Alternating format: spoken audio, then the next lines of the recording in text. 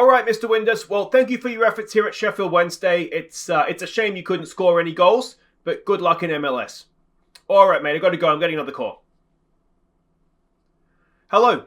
Oh, the youth intake is here. Fantastic. I'll be right down.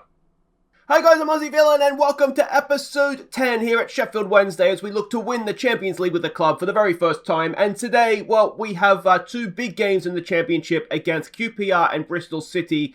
We'll get to that in just a second, but the big news since last episode is we do have our youth intake. Now, I've sorted them by age here. You can see it's pretty much the top bit here are the new intakes. And you can see from potential that there are three, realistically, that might be of use to us. Georges Mbarga, a young goalkeeper, young French goalkeeper. Low self-belief, which isn't ideal. We'll wait and see what becomes of him. But really, I mean, low self-belief is not great in a goalkeeper. So that's one. The other two, really. Dwayne Binsley here. Now, he says he's a striker. He's not. I mean, he can't finish for one. He's got no composure and no strength. So he's certainly not a striker. What I think he might be, perhaps, is a winger. He's left-footed, so we're going to train him on the left, even though he's a bit more natural on the right now. He can't finish. There's no point getting him to cut in because what's he going to do when he gets there?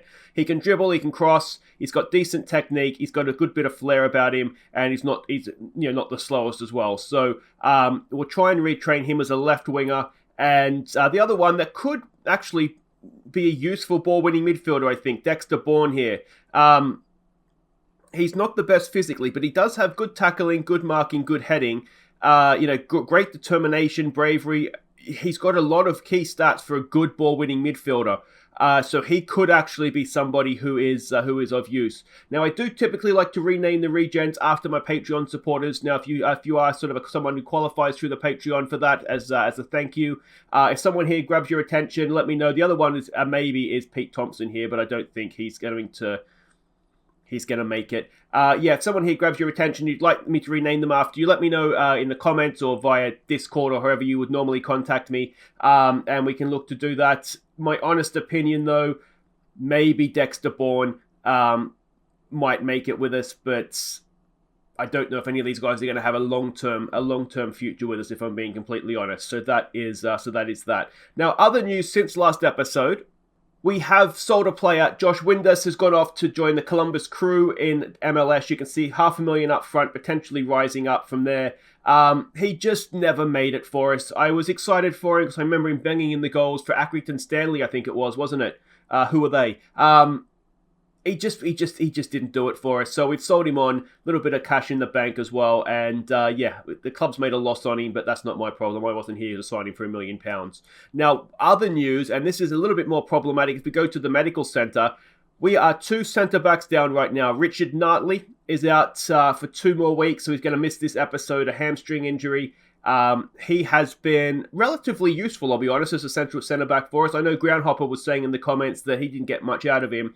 I wouldn't want to rely on him every week, but he's been okay for us. And the other injury that we've got is to Che Dunkley. Now, he has been decent for us. He's got a back strain. Again, it was a little bit more serious. He's out for about a month, all told. And between he and Nartley, they've kind of been sharing the spot in defence next to Van Aken. So this is leaving us a little bit short for centre-backs ahead of today's game. So that's not ideal. Not ideal at all. Now, there are 3 games to catch you up on since last episode. I'm trying to frantically read my notes. Oh, that's right. Couldn't read my own writing. It's Barnsley was the first one. They were struggling in the league, so let's see how we did against them. We took the lead when Deli Bashiru's defence-splitting pass was finished by Adam Reach. And secured the points before half-time when Harris picked out Reach for his second. So there we go, 3 points on the road. We scored some great goals. I was really happy with the goals that we scored. Moved the ball well. Adam Reach got the double, of course. And, XG suggests we were maybe a little bit lucky. But, luck's okay. I'll take it when it comes our way because we needed those 3 points. Next up, we had a tricky trip. We're going to Watford, who are, of course, also in the promotion race with us. So let's see how we did in London, or just outside of London. Watford were down to 10 men when Adam Reach gave us the lead with his 20th goal of the season. But the 10 men managed an equaliser in the second half. So there we go. I would have taken 1-1 at Watford before the game started. I really would have. But 1-0 up against 10 men, we should have won this game. It really was the only thing they created. We just clocked. I had to be Troy Deeney as well, didn't it, as a Villa fan? We deserve to win this game. Look at the XG there. 1.97, or 1.93, sorry, to 0.63. And we should have won the game. We really should have. So this... to go away to Watford and be disappointed to come away with a point is not a bad thing, I suppose. But anyway, next up, we played Cardiff City. Now, of course, that was our first game in charge, wasn't it, against Cardiff City. Absolutely smashed them. Let's see how we did against them in the return match. We fell behind in the first half, but were quickly level when Hidalgo's great run was finished off by Jack Marriott. But Cardiff took the points in the second half. What a stupid result this was. We were poor. We did have to rotate a little bit because the players were getting tired. Kachunga played poorly. Hunt played poorly. At home to Cardiff City, I really do fear that this is, when the season comes to an end, if we haven't gone up, we'll look back at this one and be, that was a game we should have won. So it was just a really disappointing result. Hidalgo did quite well. Credit where it's due to the youngster. I'm not sure if he's going to make it with us or not, but he had a really good... He's always played well when we have played him. So yeah, he did quite well. But a quick look at what that means for the league table, and you can see, if we had got that win against Cardiff, we would be in the automatic promotion places. As it stands, we're 3 points back. Norwich a point ahead of us with a game in hand. We're playing QPR today. First up, they are just outside the playoff picture. They're probably, with 6 games to go, not going to get there. But, I mean, well, they have to win, don't they? And then Bristol City, who are, well, they're sort of playing for next season now. So hopefully they'll perform like that as well. Let's go and have a look and see what we're doing here. This is what we're up against QPR. We're expecting a 4-2-3-1 formation. If you have a quick look here, this is the team that we're sending out. Now, Matt Penny has a bit of a knock, so we're not going to start him anyway. We'll see how he gets on, whether or not, if we need him to come off the bench, he's available. But it's Will Smith in goal. It's Townsend, Van Aken, Borna, and Iorfa. I always say that name wrong. Iorfa is the back four. Bannon, Deli, Bashiru, and Littner go in midfield. It's Harrison reach out wide. It's Patterson up top. Let's get out there. So a familiar name in their defence in Tom Lees. Of course, we sold him to them earlier on in the season. So hopefully he's not going to come back and haunt us. What do we say? Come on, lads, show me what you can do. Let's go with that. Let's get the fists pumping, some faith in the boys, and hopefully, yeah, Patterson's expired as well. Hopefully, this is one of those games, isn't it, away from home, that, you'd probably take a point earlier on in the season. Oh, I've added this here as well, except I've got to get to body language. I find this is quite useful to help me understand exactly how all the players are going, since there's nothing else to see anyway. Yeah, let me know if you like that, if there's something else you'd like to see up there. It's not been a fantastic start from us. Delhi's looking motivated, which is nice. Norwich has taken the lead, which isn't quite so good. And there's not too much going on in this game, is there? Can we tell them to focus, perhaps? Adam Reacher, that's fine. We want him to follow their fullback. Well, how was everybody's day yesterday? This is... nothing. Absolutely nothing. We had a shot on goal, and obviously it wasn't a good one, judging by the XG. Yeah, not happy, boys. Come on, we've got to create something. Is there something we can change? All right, I've tried playing like this recently. Let's take that off, and let's maybe be a little bit wider. See if that works for us. Defensively, we weren't obviously too bad. Townsend with a throw here for Littner. Crossing towards Patterson. It's headed away. Littner's there. Good ball for Deli. And Deli's in, and Deli scores. That's a stunning goal. What about the pass from Muritz Littner? Absolutely fantastic stuff. Right into Deli's path, and he couldn't really miss, could he? It's a stunning start to the second half. Littner and Townsend exchange passes. Littner picks up the attempted knockdown. It's a stunning pass. The vision to even see that pass. Never mind pull it off. That is fantastic. Let's tell him to... Oh, I didn't get a chance to do my shout. And we've got another highlight. Now what we want to do, of course, is not give them that goal straight back. Townsend does really, really well. Reach has the ball now. What's he going to do? Gives it straight away. Not ideal. He's offside, isn't he, ref? He's not. Adam Reach, what have you done? Oh, we just went in front. Focus, boys. Look at, what is that? He's going for Littner, isn't he? And apparently he's Carroll blind. Oh, that's so annoying. How close was it to offside? Oh no, it's Borner's playing him on. I think he was definitely off, I think, to Van Aken, but it was Borner that was playing him on. Alright, come on, Reach. You owe us for that now. He's only playing a 6.2. Come on, mate. Ball over the top. Townsend is there, is he? He just about gets back. Bannon goes across. Can he win the ball back? Come on, Barry. Well, not really. Littner's there now as well. Ball in. It's cleared away. Here we go with Patterson. Gets it forward to Harris. Now, Harris is pretty fast. Can he get down the outside of Lees? Can he find the finish? He cannot. It was a tough one. Would have done really, really well to score from there, to be honest. And I'm looking at Adam Reach. I mean, yes, you've stuffed up, mate, but you've got to bounce back, mate.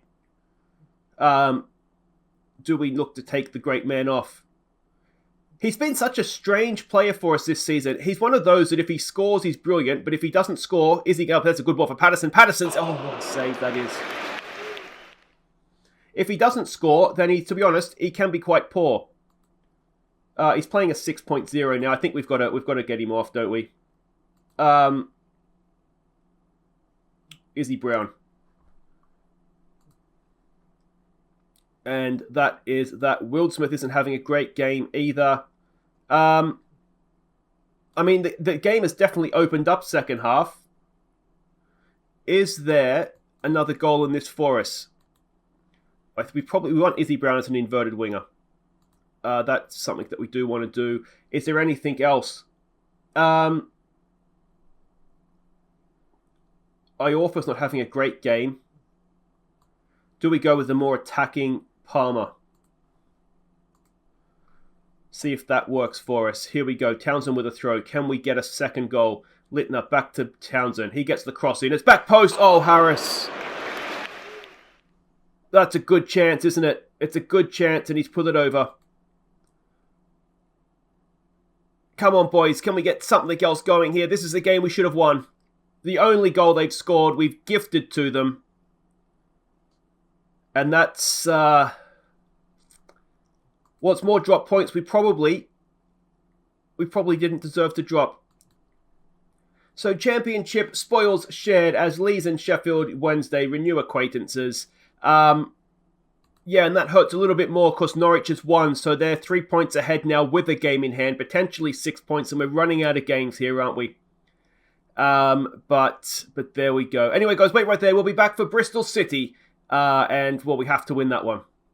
Okay, welcome back. Now, before we get to the game, we're sort of in a tricky situation where we're almost certainly going to go into the playoffs, but if we don't, if we will somehow go up automatically or miss out altogether, then we do need to vote on our Viewers Player of the Year, because next episode would be the final episode of the season. So, we're going to do it this episode, and then you'll have a little bit extra to vote if you want. So if we are going to the playoffs, I'll put this up again. Actually, I probably won't. I'll just remind you that it's there. Anyway, focus. Thank you for everybody who did nominate players. Greatly appreciated. We have 4 nominees for this year's Viewers Player of the Year award. So in alphabetical order, the first nominee is Barry Bannon. This season he had 2 goals, 8 assists, and an average match rating of 7.01. The second nominee is Elias Kachunga, 6 goals, 4 assists, and an average match rating of 6.96. The third nominee is the one, the only, Maddie Penny at left back, 5 goals, 8 assists, an average match rating of 7.28. And the man, the myth, the legend, Adam Reach, he is the fourth nominee, 20 goals this season, 2 assists, 3 if you add the 1 from QPR, and an average match rating of 7.01. Now, if you are new to my channel and you haven't done this before, there will be a link in the top of the description. Click on that. It'll take you down to a straw poll or through to a straw poll. You can vote for your favourite player this season, or who you think's been our best player this season, and then we will announce the winner at the end of season awards at the end of this season, obviously. All right, onwards to Bristol City. All right, then here we go. Now, unfortunately for us, Norwich did win that game in hand. So that's a 6-point gap now, 5 games to go. Automatic promotion looks unlikely. But alternatively, we have a 9-point gap back to Huddersfield. So it's almost certainly looking as though it's going to be the playoffs for us this season. But we don't want to give up. We want to keep fighting and see if we can. If there's a slip up the top there, make sure that we're the ones that are there to take advantage of it. Now, it's similar to the QPR game. We're expecting a 4-2-3-1 formation from them. We have a quick look at what we're doing. A couple of changes. Wildsmith continues in goal. Penny's fit, so he comes back in with Van Aken, Borna, and Iorfa as the back four. Bennon, Deli, and Littner continue in midfield. Kachunga comes in down the right. Reach continues down the left. He can't be that bad again, surely. And Callum Patterson, as ever, the big target man, continues up top for us. All right, so we can see the way both teams are lining up here, with the team sheets anyway. Andy Vyman, of course, formerly of Aston Villa. Responsible for one of my best memories in football when he got that winner against Manchester City. My first win witnessed by Villa in the Premier League. Got there, backed them up.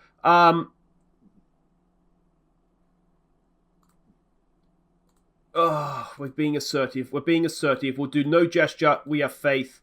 And let's see what we can do here. This is huge, isn't it? This really, really is. We cannot afford to drop any more points, probably, if we are going to go up automatically now between now and the end of the season. I wish it would just stay on body language for me.